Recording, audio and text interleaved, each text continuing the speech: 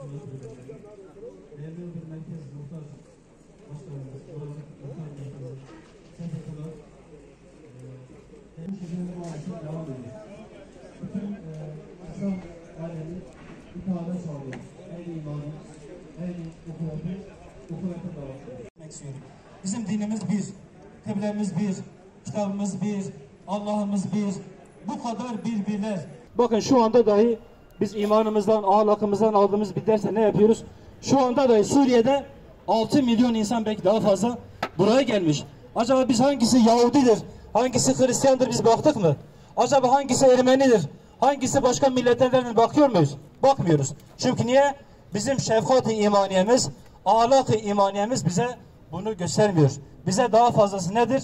Şefkat etmemizi, birbirimizi sevmemizi.